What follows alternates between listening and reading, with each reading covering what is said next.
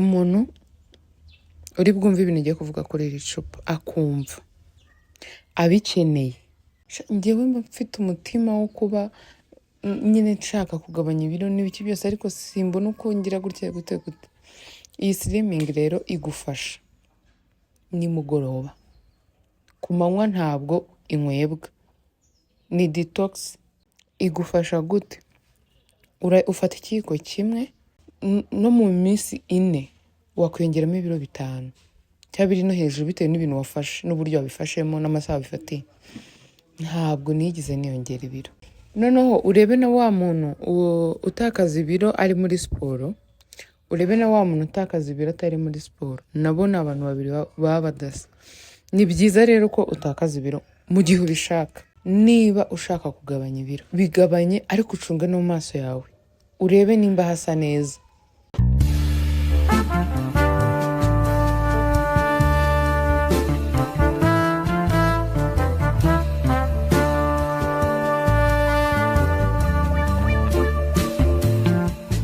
Muraho neza, amahoro y'Imana bane namwe. Kanizeye ko Nyagasani yabarinze kuva igihe duherukanira kugeza uyu munsi. Mbanje gusaba imbabazi abantu mwese mwambuze. Maze iminsi itari mike, iminsi iri hejuru ya 10 n'ingahe, ni 21 ntakora ikiganiro, nta n'akantu na gato nyine kagaragaza ko mari kuri YouTube. Ariko impamvu ni uko nari ndi gutegura uburyo bushyashya bwo kuba nakoramo. Ubwo mbanje gusaba imbabazi, ariko kambe ndetse no kubabwira ibyo ngibyo, nshimire n'umuntu uwo ari we wese unzi mu buzima busanzwe, nyine tuvugana tuziranye, n'umuntu wamenye kuri YouTube, nyine wafashe umwanya wakibaza se habaye iki ko tudaheruka kumubona, wararwaye, byakugendekeye gute, nyine akumva ahangayikishijwe no kumenya ikiri gutuma ntari gukora. Ndabashimira mwe mwese mwabashije kubikora. Ntabwo ari uko hari ikibazo cy'uburwayi, oya pe, nubwo aka kanya njyewe ndwayemo ukuntu amenyo, ariko ntabwo amenyo ariyo yatumye nakora, kuko n'uyu munsi nakoze kandi atamereye neza. Ariko maze iminsi muri ibyo ndi gutegura uburyo bushyashya bwo gukora. Naje gusanga hari ibintu byinshi bigera nko muri 3 abantu navuga ngo bizere iyo mbibabwiye, cyaba nyizereramo kuko nanjye baba babimbonaho, kandi ugasanga ibyo bintu bikorwa mu buzima bwa buri munsi bwo guhozaho. Nsanga uburyo nkoreramo ntago bwatuma tubisangira, kandi icyo kintu nimba narabonye ko nshimira Imana wenda ko yakinshoboje, ngomba no kugisangiza n'abandi, tukagiteranamo n'imbaraga. Ngomba gushaka uburyo ngikoramo byakunda. Niyo mpamvu rero nafashe igihe cyo gutekereza ku buryo bushyashya ngomba gutangira gukora ibyo bintu, abantu bakabibona, tukagendana wenda muri gahunda runaka twihaye, ko wenda bizaba byoroshye. Ikindi ni uko nari ndi mu kwezi kwa nive yanjye. Iki kiganiro gikoze kuri tariki 17, ariko 11 z'ukwa kabiri nyine z'uku kwezi byari umunsi mukuru wanjye w'amavuko. Ariko akambabwiza ukuri, byari byiza. Ndashima Imana ko niyongereyeho undi mwaka, nkawiyongeraho ndi muzima, nta burwayi, nta muntu wanjye umerewe nabi. Byinshi cyane mbasha kumenya, cyangwa amakuru y'abantu mbasha kumenya, abanyegereye bameze neza, n'abandi nyine bari hirya no hino. Nshima Imana ko imyaka nayujuje, kandi nkagira n'ibindi bintu byinshi nunguka muri kuno kwezi kwa kabiri byingira akamaro ku buzima bwanjye, ndetse muri iki gihe ndetse no mu gihe kizaza. Kubera ko murihangana, kubera ko hari igihe umwaka uza, ndavuga ubwo nyine umuntu aba yujuje, apana gutya ngo bigera ngo mu kwa mbere ngo twese tukashyuhira ko umwaka warangiye, ngo tukagera gute. Biraba ari ibya rusange. Hari uwawe uzi ngo wujuje imyaka 20, uzi ngo wujuje 25. Hari umuntu rero umwaka uza kuzuza 20, ejo kuzuza 21, bigahora ari bya bindi. Nimba 20 yarageze udasenga, 21 ukazarinda ugera ukiri wa wundi udasenga. Niba wenda byarageze mu buryo bw'iterambere nta kintu cyahindutse, nyine ubuzima bwawe ari bwa bundi, kandi ntibiguhangayikishe. Hari ubwo bidahinduka ariko wenda byatewe n'uko wagerageje ariko ntibyakunze. Ariko hari ubwo bidahinduka kubera ko nawe uba utagerageje, kubera ko nawe nyine ntago biguhangayikishije nubwo ari ibyawe. Ariko nshima Imana ko kuko umwaka ushize anive yanjye yabaye mfite ibiro 90, iyo ubu ngubu yabaye mfite ibiro 69. Uri kumva icyo kintu? Buriya abantu turi kumwe mu rugendo rwo kugabanya ibiro nibo bashobora kumva uburemere bw'icyo kintu. Ejo hashize hari tariki 16 nibwo natangiye gym, umwaka waruzuye. Ariko nakubeshye, iyo ugize Imana icyo kintu kikaba, wenda uwo mwaka ugashira ibiro washakaga warabigezeho, cyangwa se ukajya no munsi yawe, urishima kuko hari nk'umuntu usanga amaze imyaka igera nko kuri 2 cyangwa 3 agerageza kugabanya bikanga. Ni kimwe mu bishoboka nyine umuntu avugira gutya ku karubanda. Mu byo ngewe nshima Imana ko umwaka wanjye wageze nabyo nabigezeho, nubwo mu mwaka wa rusange n'ubundi nabyo nabishimiye Imana ko nabyo hari aho byari bimaze kugera. No mu mwaka wa rusange niho naringeze, nabyo nabishimiye Imana aho byari bigeze, ariko ubu ngubu ni sawa.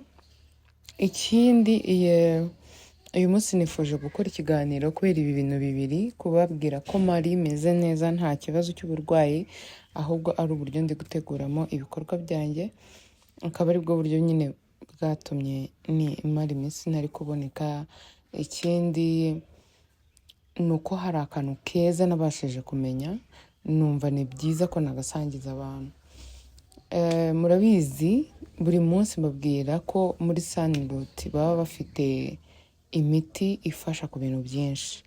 Maze kugira mu bashuti banjye, cyangwa iyo mvuga ngo abashuti banjye, ku bantu benshi tuziranye nyine, hari igihe umuntu abita gutyo, ariko hakaba inshuti.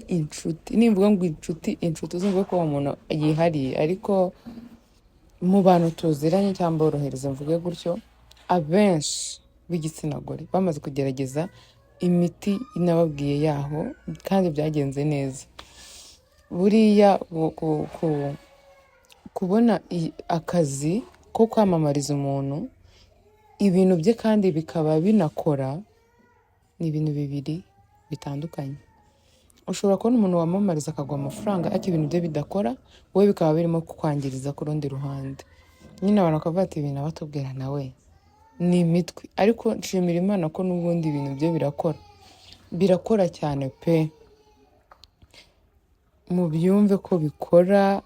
Iyo nibinkundira abantu tuziranye mwakoresheje imiti, nubwo nzi ko mwanga kamera, muzajya inyuma ya kamera cyangwa se wenda tuzitwaza phone kugira ngo ibintu byorohe turi babiri tubiganireho, mwumve ukuntu imiti ikora. Ngewe mvuga ku badamu cyane cyane kuko nanjye ndi umudamu. Iyo ngerageje imiti kuyikoresha, aba nyine ari abadamu, ntabwo najya gufata iby'abagabo. Imiti yiwe irakora muri rusange. Murumva imiti yiwe irakora cyane. Ntago noneho nafata umwanya wo kuvuga kuri ibi ngibi gutya kandi ari ukubabeshya. Oya, mubyumve ko imiti ikora. Ku muntu uzumva mbivuga azabigerageza nk'uwikinira gusa, uzabikore nk'uwikinira, ubundi nyuma uzambwira. Kambanze mbabwire nimero, ubundi nze mbabwire ako kantu gashyashya nabonye kandi keza n'ubundi ko muri Sunroot. 079 20 36 5 10. 079 20 36 51 0. Mwebwe muzamuhamagare nimushaka muzigurire y'imiti mwikinira. Twagiye rero kuri ako kantu ushaka kubabwira, ni iri cupa. umuntu uri bwumve ibintu ugiye kuvuga kuri iri cupa akumva abikeneye azafata screenshot amushyira mu ati dore uyu muti ketchup yatweretse ushaka kwita umuti nta kibazo, nanjye niwo nshaka. Ukora gute rero? Hari abantu benshi bafata regime ariko bikivanga ntibigende neza nk'uko biteganyaga bitewe n'iki n'amasaha y'akazi, ugasanga ku manywa ntabwo ubona umwanya wo kurya, uririrwa mu kazi cyangwa mu bindi bintu byawe, ubona akanya ko kurya nimugoroba. Kandi akenshi ibiryo bya nimugoroba ku muntu uri gufata regime cyangwa se ku muntu ushaka ubuzima bwiwe ko hari umurongo runaka bugenderaho umeze neza, ntabwo akenshi biba ari byiza. Rero ikintu kimwe gihari ni uko hari n'umuntu wumva avuze ngo njyewe mba mfite umutima wo kuba nyine nshaka kugabanya ibiro n'ibiki byose, ariko simbona uko ngira gutya gute. Iyi slimming rero igufasha nimugoroba, ku manywa ntabwo inywebwa, ni detox. Igufasha gute? Ufata ikiyiko kimwe bitewe n'uko ungana. Nanone mutumva ibyo ndi buvugira ngaha ukaba wenda uzi uyifite akayiguhereza gutya akavuga ngo genda winywere. Buriya imiti y'abantu ikora bitewe n'umuntu runaka. Njyewe ibiro mfite nshaka kunywa ikiyiko kimwe mu nusu y'amazi bikankorera, ariko wowe uri hejuru y'ibiro byanjye ushobora gukoresha ibipimo nk'ibyanjye bikanga, akaba ariho uhera uvuga ngo ibi bintu ntabwo bikora, ngo ibiki n'ibiki. Buriya niwumva ikintu runaka ko gikora, nyine ujya ubanza uvuga ute se ubundi ibiro ndimo byo bimeze gute? Ni byinshi cyane, ushobora no gusanga hari uwakoresha ibiyiko 2 mu nusu y'amazi. Gusa njyewe nkoresha inusu y'amazi ngashyiramo ikiyiko kimwe. Ukuntu rero ikoreshwa wumve ko itanagoye, umuntu wishakira regime nziza yoroshye namugira inama yo kuyigerageza pe, kuko nyine umuntu wese abavuga ngo reka mbigerageza ngo kwa wabivuze ngo kandi mbona wananutse ngo gutya na gutya. Ariko nsubira inyuma gatoya, njyewe muri iyo minsi yose mubonye maze ntari gukora kuri YouTube, kandi ni nako namaze iminsi igera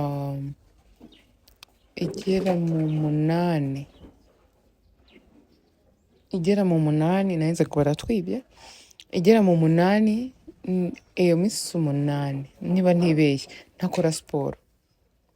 Nararyaga pe, kuko na ibihe bya anniversaire yanjye byageze abantu mwe nekeje ukuntu nariye, ndavuga se ni njyewe wavugaga ngo ntabwo narya ibintu byinshi ra, naryaga nk'umuntu yicariye umwobo pe.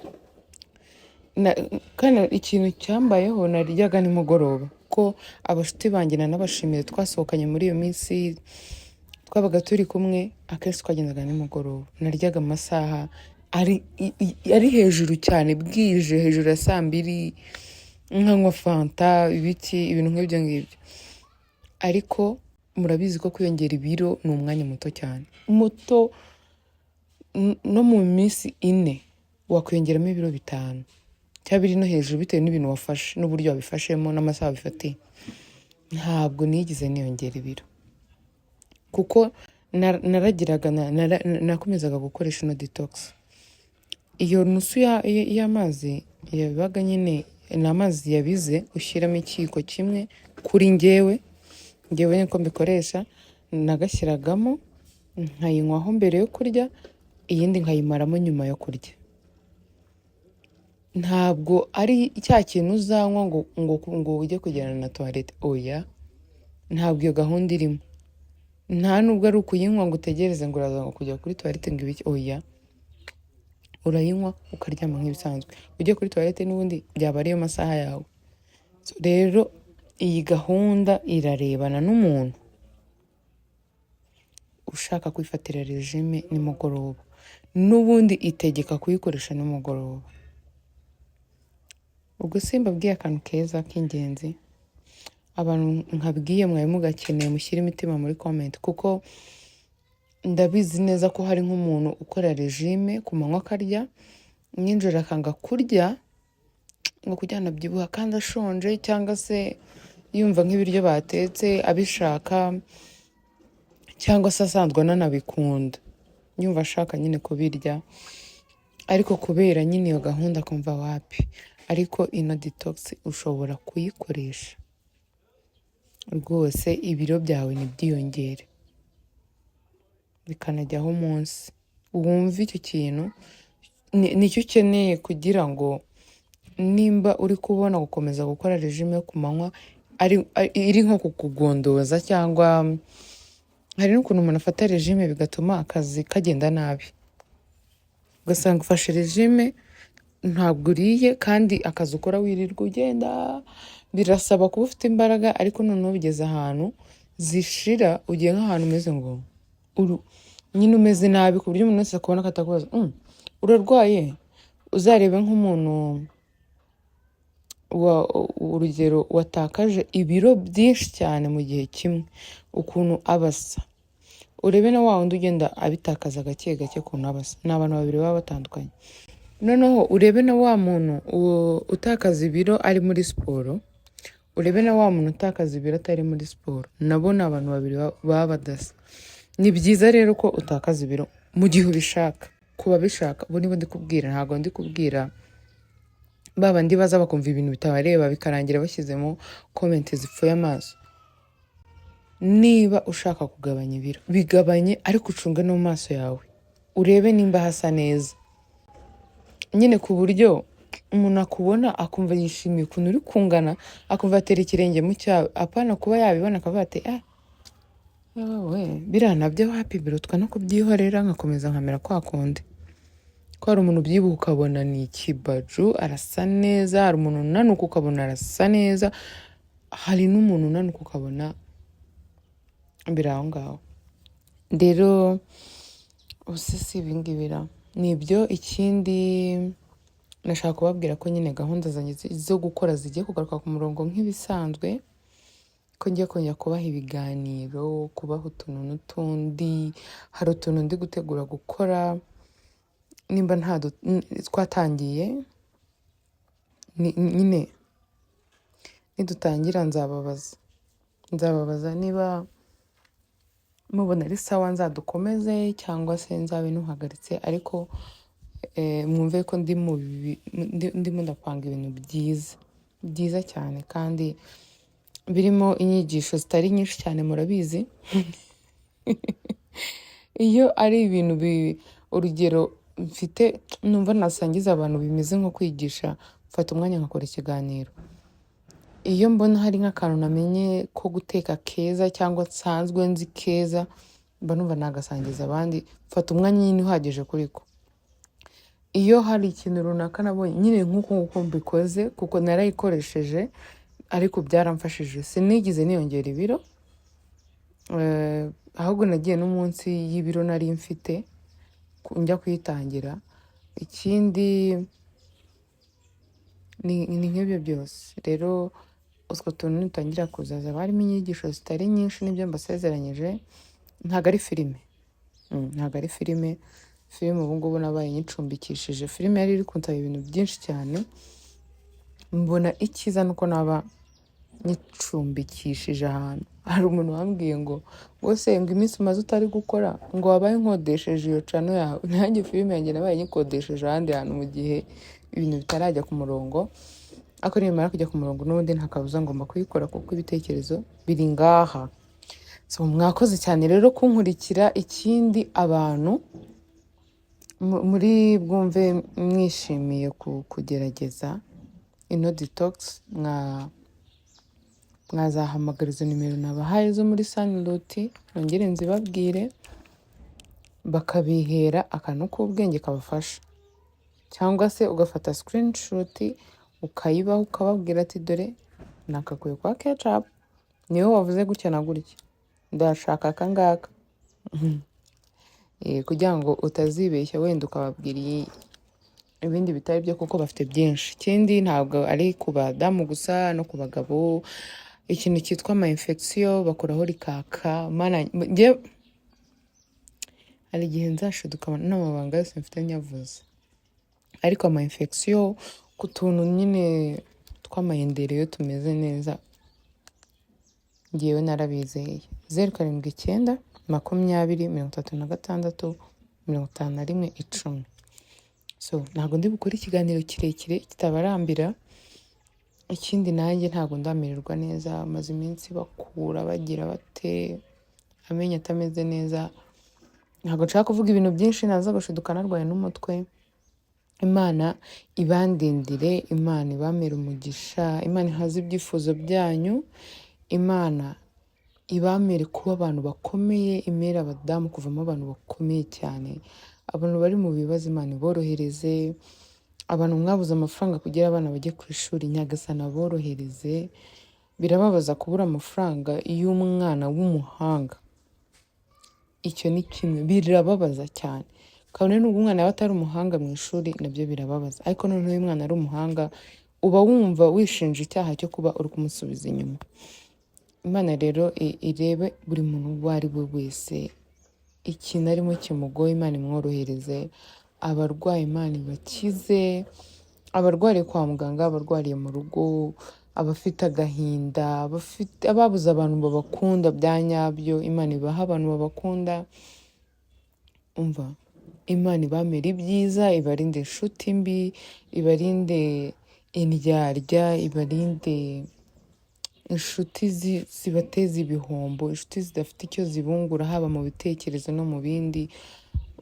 Nyine Imana ibarinde abaturanyi babi. Imana ibarinde. Ibarinde namwe ubwanyu kuba mwabera abandi babi. Ni ukuri ko Imana ijye ibahuza n'abantu n'ubundi namwe mufite icyo mwamarira nabo bakagira icyo babamarira. Ngewe ubu ngubu nsigaye mbona niba tuziranye ntafite icyo nkumarira nawe udafite icyo umarira, icyiza ni uko tugabanya akantu k'akavuyo dufite muri twebwe, ukagenda kugira ubashe no guhura n'abandi, nanjye nkagenda kugira ngo mbashe guhura n'abandi. Rero ndabifuriza ibyiza nk'uko namwe mubinyifuriza.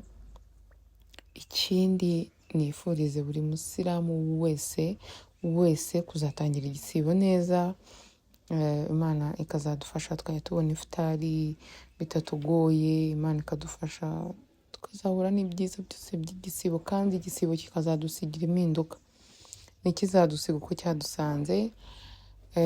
Imana ibandindire, ndabakunda cyane, mwakoze kunkurikira.